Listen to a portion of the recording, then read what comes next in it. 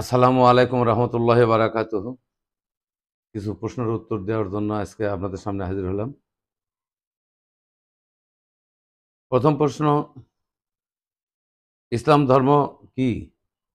এটা কি জীবন বিধান? ইসলাম ধর্ম আসলেও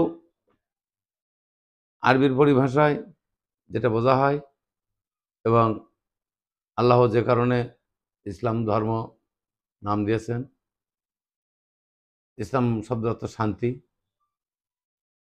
শুধু শান্তি নয়, ইসলাম শব্দ অর্থ জীবন বিধানও। কারণ ইসলাম ধর্ম বোঝায় না, জীবন বিধান বোঝায়। কারণ ইসলামে থাকতে হলে ইসলামের বিধানগুলি আপনাকে মানতে হবে, ইসলামের নিয়মকানুনগুলো মানতে হবে। আর এই নিয়মকানুন বিধানের জন্য আল্লাহ কোরআন দিয়েছেন, আমার রাসূলের হাদিস আছে। রাসূল সাল্লাল্লাহু আলাইহি ওয়াসাল্লাম বলে গেছেন, সেগুলি হাদিস সংগ্রহ করা হয়েছে। এই হাদিসগুলি অনুযায়ী আপনি বিধান মানবেন, এবং কোরআন যেটা বলছে কোরআন অনুযায়ী আপনাকে চলতে হবে। আর কোরআন অনুযায়ী যদি আপনি চলেন, সেক্ষেত্রে আপনি মুসলমান দাবি করতে পারবেন, ইসলামের লোক দাবি করতে পারবেন।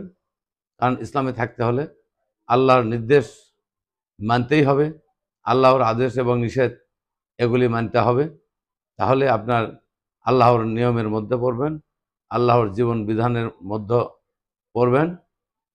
কারণ আল্লাহর জীবন বিধান এমন একটি জিনিস যেটা মানুষের সবচাইতে ভালোর দিকগুলো, এবং এই পথে যদি আপনি চলেন তাহলে আপনি সবসময় শান্তির পথে চলবেন, এবং ইসলামের কথাগুলোই মানুষের মঙ্গলজনক।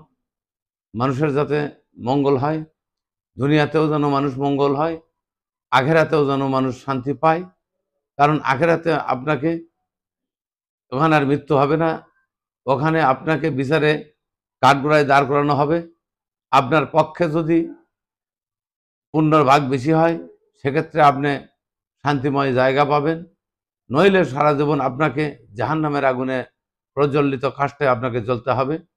তাই যতগুলি বিধান আছে ইসলামে, সমস্ত বিধানগুলি মানুষের সুন্দর জীবন চলার জন্য, এবং সুন্দরভাবে মানুষ যেন চলতে পারে, এবং আল্লাহর আদেশ নিষেধ যেন মানে, এইভাবেই সহজ করে আল্লাহ এই আদেশ নিষেধগুলো দিয়েছেন, বিধানগুলো দিয়েছেন।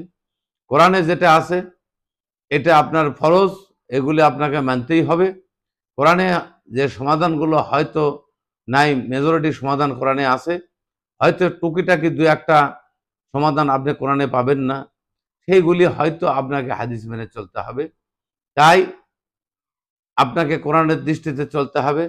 কোরআনের দৃষ্টিতে যখন চলবেন, তখন আপনি পূর্ণাঙ্গ ইসলামের মধ্যে আছেন এই দাবিটা করতে পারবেন। ইসলামের মধ্যে এমনি এমনি কোনোদিন দাবি করতে পারবেন না যে আমি বাপদাদার পূর্বপুরুষ থেকে আমি চলে আসছি, আমার বাবা মুসলমান ছিল, ইসলামে ছিল, সেই সূত্রে আমাকে জন্ম দিয়েছে, আমি সেই সূত্রে ইসলামের লোক, মুসলমান।